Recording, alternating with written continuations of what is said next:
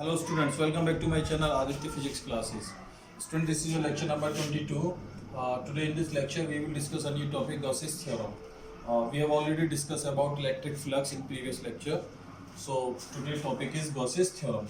So student, you know very well what is electric flux throughout a closed surface. So electric flux, closed surface, this is closed integral vector E dot vector D.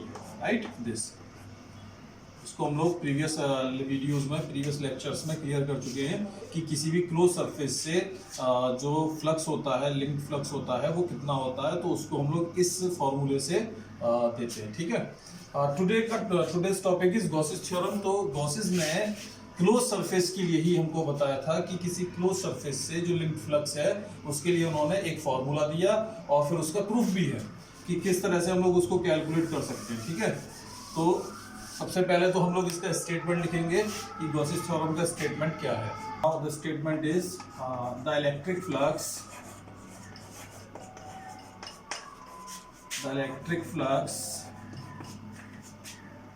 through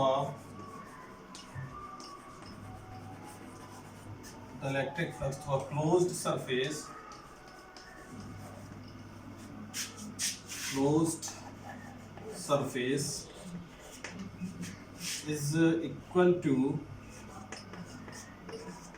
is equal to 1 upon epsilon naught times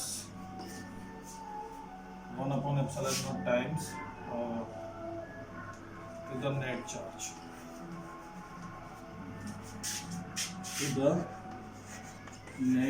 charge. Okay, student, this is a statement. The electric flux through a closed surface is equal to 1 upon epsilon naught times the net charge. Closed की जगह आप any closed भी लिख सकते हैं, कोई problem नहीं है. Any closed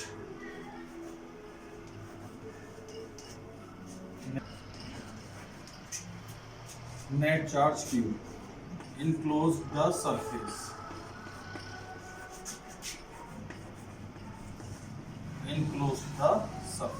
This is the statement of Gauss's theorem. So statement is the electric flux through any closed surface is equal to 1 upon epsilon naught times to the net charge Q enclosed by the surface. This is the statement. According to this statement, the electric flux phi E, this is equal to Q upon epsilon naught. This is. So you know very well, आपने पढ़ चुके थे कि last lecture में आपने देखा था कि क्लोज सरफेस से जो फ्लक्स होता है वो होता कितना है, वो होता है but phi E, this is equal to closed integral E D A. Okay, E D A. So put the value here. So हम लोग इस इक्वेशन को ऐसे भी लिख सकते हैं, closed integral E D A, this is equal to Q upon epsilon naught. This is the statement of Gauss's theorem. ठीक है. This. So student, ये क्लियर करना है आपको कि यहाँ पे जो हम लोग स्टेटमेंट में बोल रहे हैं, ये बोला जा रहा है कि जो चार्ज Q है ना, वो चार्ज Q सरफेस के अंदर है, यानी जो हमारा क्लोज्ड सरफेस है उसके अंदर Q चार्ज है, तब उसकी वजह से हम लोग इसमें फ्लक्स को कैलकुलेट करते हैं. तो उसको हम लोग बोलेंगे क्लोज सरफेस का मतलब ये चार्ज Q और ये एक सरफेस जो पूरी तरह से क्या है, क्लोज्ड है, ओपन सर्किट नहीं है, क्लोज्ड सरफेस है. ठीक है ना. क्लोज सरफेस है तो चार्ज उसके अंदर होगा. ठीक है. तब इससे लिंक होने वाला फ्लक्स, इसकी वजह से जो फ्लक्स होगा वो फ्लक्स कितना होगा वो हम लोग इस फॉर्मूले से क्लियर कर सकते हैं. ठीक है ना. तो नंबर 1 तो हम लोगों को यहाँ पे ये पॉइंट क्लियर कर लेना है कि जो चार्ज है Q वो सरफेस के अंदर है, उसकी वजह से फ्लक्स होता है. ठीक है ना. यहाँ पे तो अगर सपोज यहाँ पे चार्ज है Q A पॉइंट पे, यहाँ पे चार्ज है B पॉइंट पे -Q, और फिर यहाँ पे चार्ज है 2Q C पॉइंट पे. ठीक है. दिस. और फिर यहाँ पे चार्ज है 3Q और यहाँ पे चार्ज है 2Q. ठीक है. तो अब मुझे बताइए कि यहाँ से फ्लक्स कितना होगा, यानी जो हम लोग इलेक्ट्रिक फ्लक्स कैलकुलेट करना चाहते हैं वो फ्लक्स इस सरफेस से कितना लिंक होगा. ठीक है. ये हम लोगों को कैलकुलेट करना है. तो नंबर 1 तो हम लोग ये देखेंगे कि सरफेस के अंदर चार्ज कितना है, क्लोज्ड सरफेस, यानी ये क्लोज्ड सरफेस है और इसके अंदर चार्ज कितना है। चार्ज को हम लोग नॉर्मली अलजेब्रिक मेथड से जोड़ सकते हैं क्योंकि charge is scalar quantity. So net charge इस क्लोज सरफेस के भीतर है वो है, देखिए 2q और प्लस q और माइनस q, तो रिजल्ट इज 2q, यानी इसके अंदर नेट चार्ज की वैल्यू कितनी हो गई, तो हम लोग ने बोल दिया नेट चार्ज है हमारा 2q, ठीक है। This is net charge. क्या बोला था यहाँ पे, 1/ε should the net charge, q enclosed by the surface। तो अब इसके अंदर नेट चार्ज है कितना, 2q। तो हम लोग जो फ्लक्स कैलकुलेट करेंगे वो 2q की वजह से करेंगे, ड्यू टू दिस चार्ज जो सरफेस के अंदर है। अब क्या इसकी वजह से कोई फ्लक्स लिंक नहीं होगा, क्या इसकी वजह से कोई फ्लक्स लिंक नहीं होगा, तो आंसर है फ्लक्स तो होगा, लेकिन जितना इसकी वजह से इस सरफेस से फ्लक्स एंटर होगा उतना ही यहां से बाहर निकल जाएगा। ऐसे जितना 2q इसमें एंटर होगा उतना इस सरफेस से बाहर निकल जाएगा। तो इन दोनों की वजह से जो नेट फ्लक्स हुआ वो कितना हुआ, वो तो 0 हुआ, क्योंकि यहां से अगर मान लीजिए +4 इलेक्ट्रिक फ्लक्स +4 क्वांटिटी आई फ्लक्स की, तो यहाँ पे जब ये निकलेगा तो -4 हो जाएगी, ठीक है ना। तो कहने का मतलब है कि जो हमारा फ्लक्स है वो केवल और केवल किसकी वजह से होता है, जो चार्ज कहाँ होता है, इनक्लोज्ड बाय द सरफेस, ठीक है ना। क्लोज सरफेस के भीतर जो चार्ज होता है, ठीक है, और क्लोज सरफेस के भीतर ये चार्ज है 2q। तो जो चार्ज हमारा फ्लक्स हमारा होगा वो इसकी वजह से होगा, ठीक है ना। आगे बढ़ते हैं। अभी हमने जो स्टेटमेंट लिखा है phi = q/ε0, दिस इज, इसी को हम लोग गॉसेस थ्योरम भी बोलते हैं और इसी को हम लोग गॉसेस लॉ भी बोलते हैं। तो इसका प्रूफ हम लोग देने जा रहे हैं।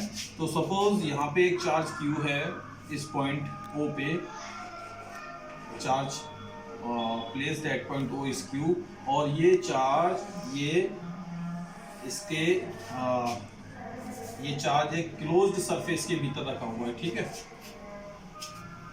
तो ये इसके चारों तरफ एक क्लोज सरफेस हो गया, ठीक है। और हम लोगों को इस चार्ज क्यू की वजह से कैलकुलेट करना है कि फ्लक्स कितना होगा। ये तो फ्लक्स हम लोग बता चुके हैं कि इतना होगा, हमको प्रूफ करना है ये, ठीक है। तो उसके लिए हम लोगों ने यहाँ पे ये कंसीडर कर लिया कि पॉइंट O पे क्यू चार्ज प्लेस्ड है, ठीक है। सपोज यहाँ इस पॉइंट पे हम लोगों को इलेक्ट्रिक फील्ड कैलकुलेट करना है E, ठीक है। तो ये पॉइंट P है and the distance of point P is R, ठीक है। यहाँ पे तो बताइए यहाँ पे इलेक्ट्रिक फील्ड की डायरेक्शन पॉइंट P पे किधर की तरफ होगी, तो this is the direction of electric field. और यहाँ पे हमने अगर ये छोटा सा स्मॉल एरिया, स्मॉल सरफेस अगर कंसीडर कर लिया, तो इस सरफेस का एरिया वेक्टर किधर होगा, तो हमको मालूम है कि सरफेस का एरिया वेक्टर जो होता है वो नॉर्मल टू सरफेस होता है, सरफेस की नॉर्मल होता है। तो इसका एरिया वेक्टर की डायरेक्शन कहाँ है, यही डायरेक्शन इसके एरिया वेक्टर की है, ठीक है। अगर आप यहाँ पे पॉइंट P को कंसीडर करते तो इस Q चार्ज की वजह से इलेक्ट्रिक फील्ड की डायरेक्शन ये होती, और यहाँ पे जो एरिया वेक्टर बनता उसकी डायरेक्शन भी ये होती। तो आप यहाँ पे इस सरफेस पे कहीं भी ये आप पॉइंट P इस पूरे सरफेस पे कंसीडर कर सकते हैं, ठीक है। तो मैंने यहाँ कंसीडर किया है।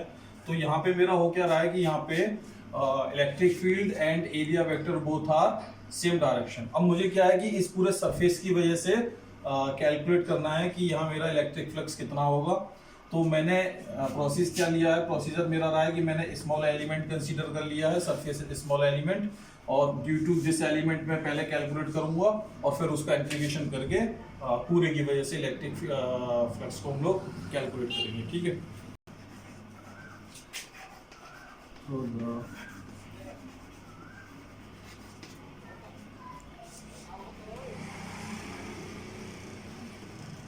Okay, so let us consider a point charge Q. This is point charge Q at a point O inside a closed surface. तो किसके अंदर है ये, inside a closed surface. Let dA be the small area element. यहाँ पे हमने ये small area element consider किया है, ठीक है। Let point P on the surface. तो ये point P है जो surface पर है, this point P. So distance is OP. This is equal to R. OPR. The element, the electric flux through the element area DA। अब हम लोग इससे कितना फ्लक्स हमारा जो है लिंक होता है ये हम लोग यहाँ पे निकालने जा रहे हैं, ठीक है ना। तो क्योंकि स्मॉल एरिया है तो फ्लक्स भी स्मॉल होगा। तो सपोज ये फ्लक्स हुआ d phi E, और आपको फ्लक्स के लिए फॉर्मूला मैं दे चुका हूं, फॉर्मूला है vector E dot vector A. तो vector E dot vector A, तो स्मॉल एरिया की वजह से निकालना है ड्यू टू, तो उसका हम लोगों ने एरिया वेक्टर ले लिया और उसका एरिया वेक्टर ये है, ठीक है। तो इसको हम लोग लिख सकते हैं बेटा ई डी ए कॉस थीटा, ठीक है, ई D A cos theta. So d phi e, this is equal to, because theta here, theta is 0 degree, because e and dA both are same direction, so e dA cos 0 and the value of cos 0 is 1, ठीक है। So this is e dA, okay, this flux, so इतना flux इससे link होगा, ठीक है। So now the flux, the electric flux through the surface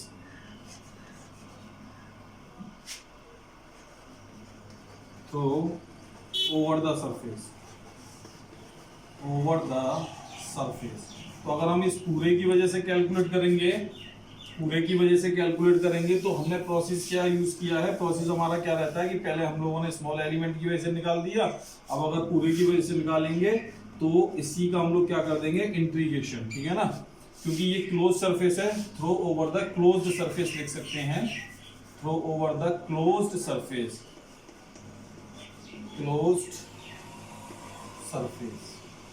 so this is equal to phi e closed surface, e closed surface d phi e, ठीक है, d phi e, and put the value of d phi e, so closed surface vector e, या सीधे value लगाएंगे, d phi की value आई है e da, now phi e, this is e को हमने बाहर कर लिया क्योंकि इलेक्ट्रिक फील्ड हमारा ये चेंज नहीं हो रहा है, क्योंकि यहाँ पे भी इलेक्ट्रिक फील्ड उतना ही होगा, इस पॉइंट पे भी अगर हम निकालेंगे तो वहाँ पे भी उतना ही होगा। अगर इस पूरे सरफेस पे कहीं पे भी हम पॉइंट P कंसीडर करेंगे तो इलेक्ट्रिक फील्ड हर पॉइंट P पे क्या मिलेगी, इलेक्ट्रिक फील्ड की सिमेट्री हमको देखने को मिलेगी, मतलब इलेक्ट्रिक फील्ड हमारा एक जैसा हमको मिलेगा, ठीक है। यहाँ पे भी इलेक्ट्रिक फील्ड उतना ही होगा, यहाँ पे भी इलेक्ट्रिक फील्ड उतना ही होगा, तो इलेक्ट्रिक फील्ड की हमको यहाँ पे सिमेट्री देखने को मिल रही है, तो इसीलिए हमने E को बाहर कर लिया, ठीक है। DA, नाउ इसका इंटीग्रेशन अगर हम लोग करेंगे तो DA का इंटीग्रेशन हो जाएगा A, यानी EA, ये DA का इंटीग्रेशन हो जाएगा, क्योंकि हमको मालूम है कि अगर इंटीग्रेशन में dx है तो इसका इंटीग्रेशन होता है x, अगर यहाँ पे इंटीग्रेशन dy होता तो इसका इंटीग्रेशन होता है y, DA है तो उसका हो गया A। Now phi E, this is E into A, so phi E, put the value of E, यहाँ पे पॉइंट P पे इलेक्ट्रिक फील्ड आपको मालूम है due to a point charge, आपको ये पता है बेटा कि due to a point charge, अगर यहाँ पे पॉइंट Q है और हम यहाँ पे इसे r डिस्टेंस पे इलेक्ट्रिक फील्ड कैलकुलेट करना चाहते हैं, तो due to a point charge electric field आप निकाल चुके हैं, this is equal to 1/4 pi epsilon naught Q upon R square, okay, this is into A, so put the value A is the area of this surface, A क्या है यहाँ पे, ये जो हमारा सरफेस है, इस सरफेस का एरिया, तो सरफेस का एरिया, सरफेस कैसा है, क्योंकि 3 डायमेंशन में बात करते हैं तो ये हमारा एक स्फीयर है और स्फीयर का एरिया कितना होता है 4 pi R square, right, 4 pi R square, R square से आर स्क्वायर कैंसिल किया, 4 पाई से 4 पाई कैंसिल हो जाएगा बेटा, जो बचा उसको लिख दो, तो आपको मिला phi E, दिस इज यहाँ से कितना बचा, दिस Q, और अपॉन में कितना बचा, epsilon not, this. So this is the proof of this Gauss's theorem. ये गॉसेस थ्योरम का स्टेटमेंट था कि किसी भी इनक्लोज सरफेस के भीतर जो इलेक्ट्रिक फ्लक्स है वो उसमें जो नेट चार्ज होता है उसका कितना टाइम्स होता है, 1/ε0 टाइम्स होता है, तो यहाँ पे हमारा वही निकल के आया है। So this is